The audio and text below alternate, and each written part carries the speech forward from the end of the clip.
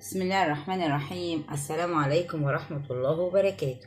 ازيكم يا حبايب قلبي؟ عاملين ايه؟ يا رب تكونوا بخير. معاكم حنان في قناة افكار ووصفات حنان فتافيت. هنعمل النهاردة الجاتو الاقتصادي في الخلاط، سهل جدا، من غير لبن، من غير بيض، حاجة خفيفة جدا على قد الايد، وبتعمل بصوا الكمية الحلوة دي. يعني ده حوالي واحد اتنين تلاتة أربعة خمسة دول حوالي 21 قطعة جاتو. تمام. وكمان عملت التورتاية الصغنطوطة دي، رقيقة قوي كده، بسيطة جدا، بصوص الشوكولاتة الاقتصادي برضو اللي هو الجناش، وعملنا لها ديكور كده خفيف. وهنا فرحنا ولادنا وحطينا بقى ملبس وشوية حركات كده اهوت، وبسكوتات وشوكولاتة شيبسي بيضة. فان شاء الله لو عجبكم الفيديو وكنت خفيفة عليكم، ما تنسوش تعملوا اشتراك وتفعلوا زر الجرس وتدوسوا لايك عشان يوصلكم كل جديد من اشعاراتنا. يلا بينا على المقادير وطريقة التحضير. بصوا يا حبايبي، معايا كوبايتين الا معلقة كبيرة دقيق. تمام.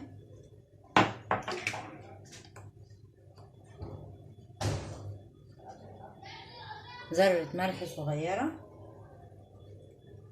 دي المكونات الجافة بتاعتي كويس. ومعايا باكو بيكنج باودر، هنخله ان شاء الله في تكتلات ولا حاجة. كويس كده. وهناخد ربع معلقة بيكنج صودا او كربوناتو، هنحطها برضو كده. وهاخد معلقة ونص كاكاو كبيرة، وهنخلها على الدقيق.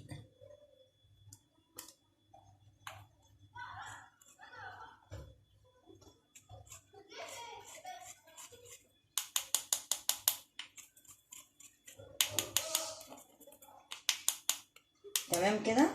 يبقى انا حطيت كوبايتين الا معلقة كبيرة من الدقيق الابيض اللي هو متعدد الاستخدامات، وحطيت باكو بيكنج باودر كويس، وذرة ملح، وحطيت ربع معلقة بيكنج صودا. تمام. هخلي المكونات الجافة دي على جنب، وهنحضر المواد السائلة.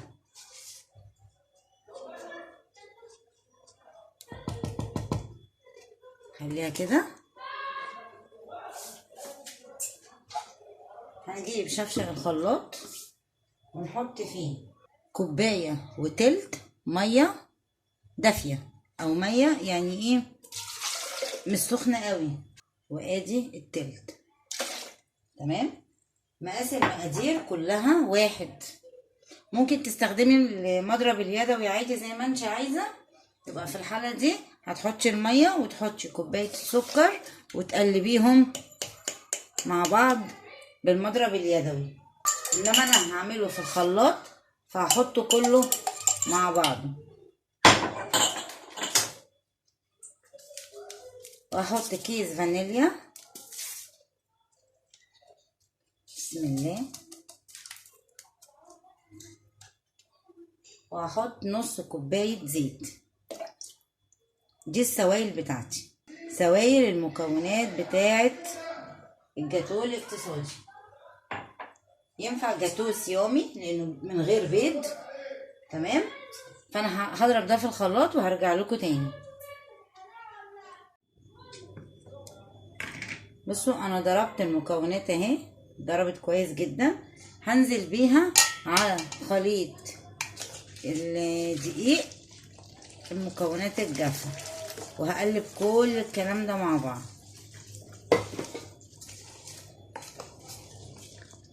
هنعمل احلى جاتو خفيف وهش من غير بيض ولا حليب.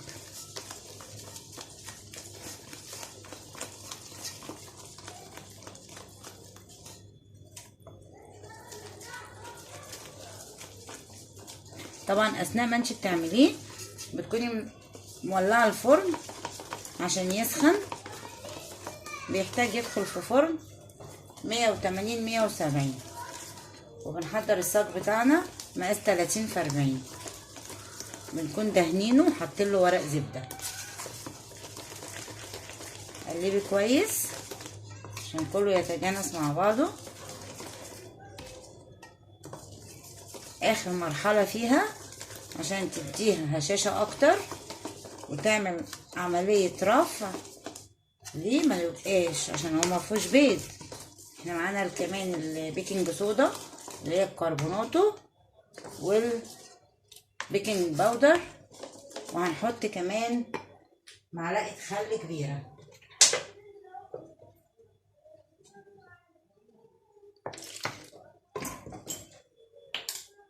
وهقلب ده كله كده على بعض.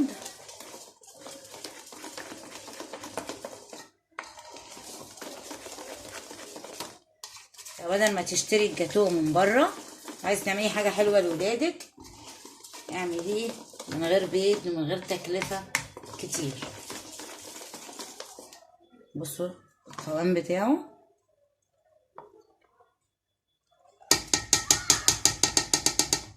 هنجيب بقى الصاج بتاعنا. بسم الله. هنحضر الصاج اهو مقاس 30 في 40. زيادة التأكيد هنحط، انا دهنة زيت من تحت وحاطة ورقة الزبدة. هحط حبة صغيرين كده، ممكن يكون نوعية ورق الزبدة مش حلوة، فيبقى بالامان احسن ندهن كده عشان ما يلزقش معانا.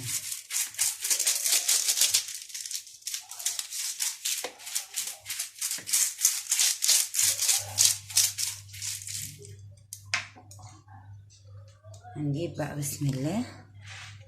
بسم الله الرحمن الرحيم.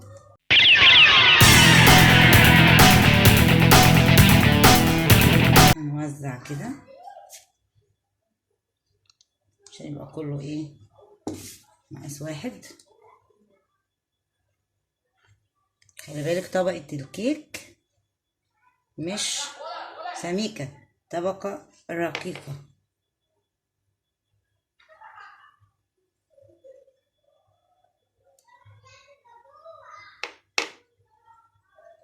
الفرن عندي ساخن، هنحطه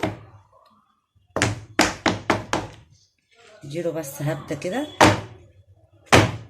تمام. هحطه في الفرن يطلع، وبعد كده ان شاء الله نشوف هنعمل ايه، هنزينوه ازاي وهنعمله الجاتوه بتاعنا ده ازاي.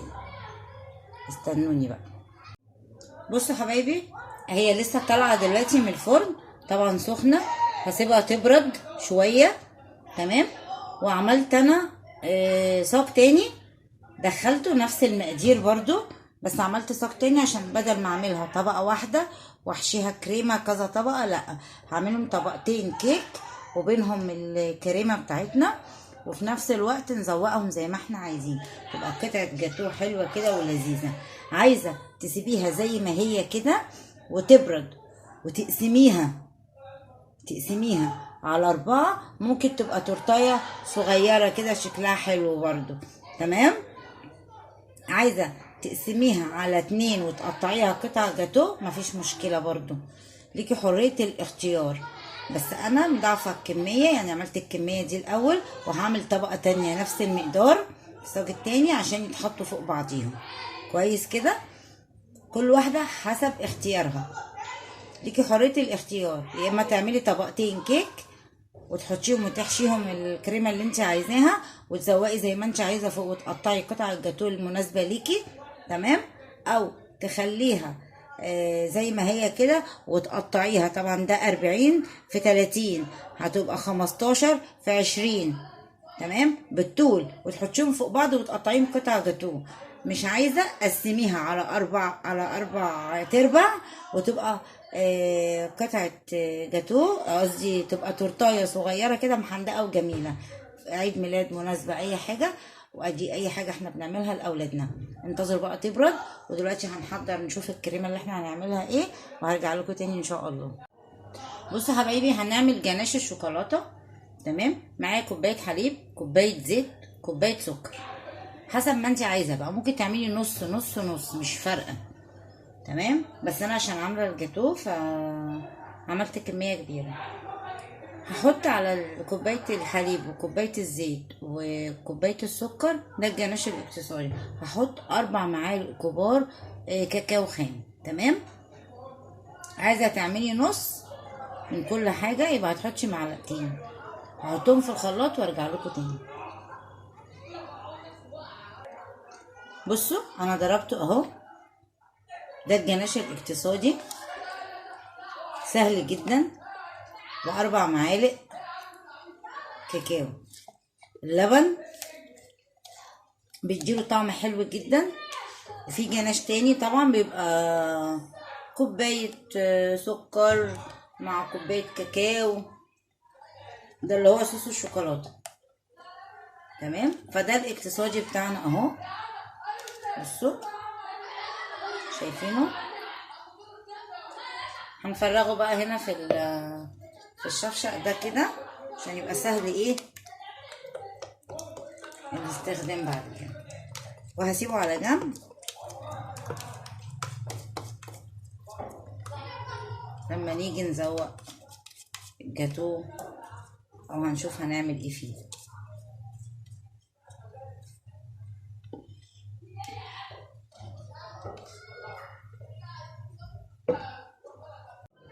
بصوا يا حبايبي، الكيك بتاعنا برد. انا جايبه هنا 3/4 كوبايه حليب او كوبايه حليب، وحطيت عليها معلقه كاكاو كويس، كاكاو محلى. هسقي بيها الكيك بتاعنا كده يشرب.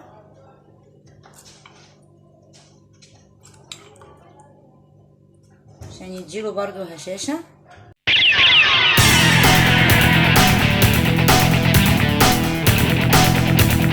انا شلت الورق الزبده وقلبت الكيك على الوش، يعني خليت اللي تحت فوق واللي فوق تحت. تمام، هعمل برضو بقيه الصواني كده وهنحضر الكريمه مع بعض. اي كريمه بقى تحبيها، كريم شانتيه، كريمه لباني، كريمه اقتصاديه، براحتك. فهنشوف هنعمل ايه وهنرجع لكم. بصوا يا حبايبي، انا معايا قالب من التلج مجروش كده، وكوبايه ميه، وهحط عليها كيس كريم شانتيه،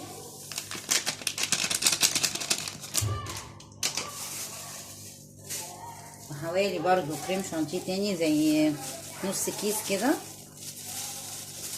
عشان الكمية. شانتيه خام،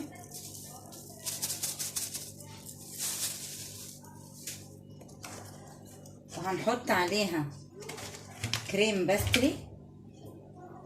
ممكن تحطي وممكن ما تحطيش حسب رغبتك، يعني ممكن تحطي كريمة الباستري وممكن ما تحطيش. فهنحط كده معلقتين من كريمة الباستري. تمام، وهنحط طبعا سكر.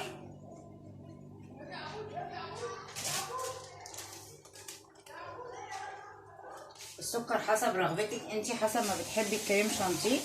هحط انا بحب الحاجه محليه، هحط نص كوب سكر. وهنضرب المكونات دي كلها كده مع بعض، الكريم شانتيه كده. بسم الله.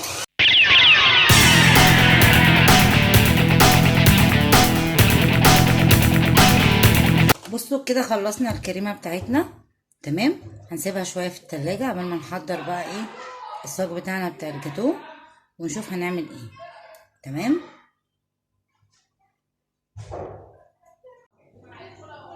هنجيب الكريمه بتاعتنا كده نغطي بيها بس.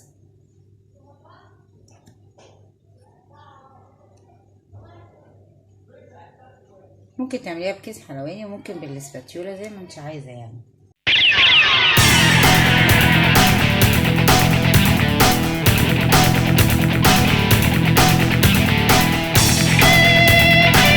حطيت لها طبقة من الكريمة. تمام. هجيب بقى الصاج التاني وهقلبه عليها ونشوف هنعمل ايه. بصوا انا قلبت الكيكة. هغطي بقى الوش ده كده بالكريمة بتاعتي.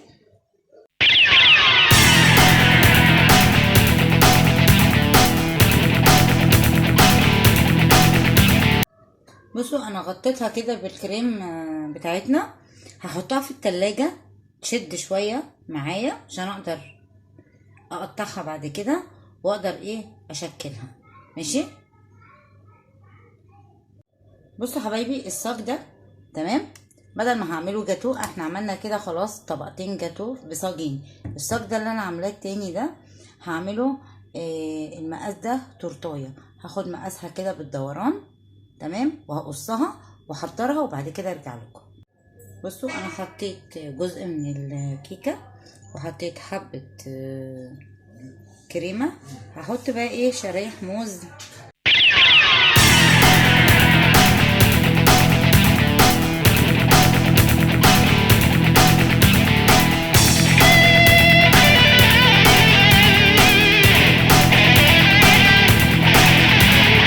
تمام كده. هجيب بقى الجزء التاني واحطه عليها.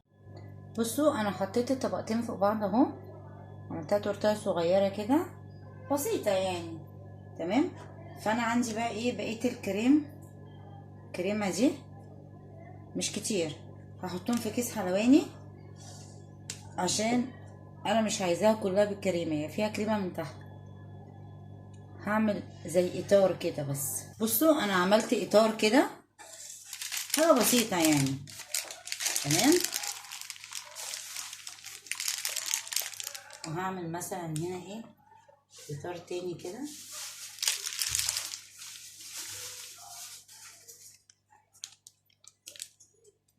دايره صغيره كده. بصوا جناش الشوكولاته اهو حطيته.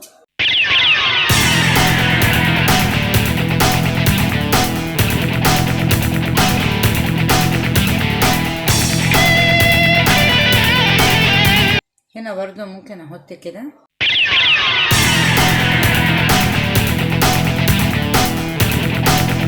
شكلها رقيق اهي. في عندك بقى مثلا ممكن عايزه تزيني ممكن تحطي حاجات الفواكه دي شايفينها فروتي دي او خرز ده. بس انا شايفاها كده هي بسيطه يعني. بسيطه ورقيقه يعني كيكايه وزوقناها كده حاجات بسيطه. تمام. هنروح بقى نشوف الجاتو بتاعنا عشان نزوقه. يلا بينا. ادي الجاتو بتاعنا هنقسمه زي ما انت عايزه زي ما انت حابه. هي طبعا حجم قطعه الجاتو بتبقى من 3 سنتي ل 4 سنتي. احنا ممكن نعمل ايه بسم الله. نعمل كده.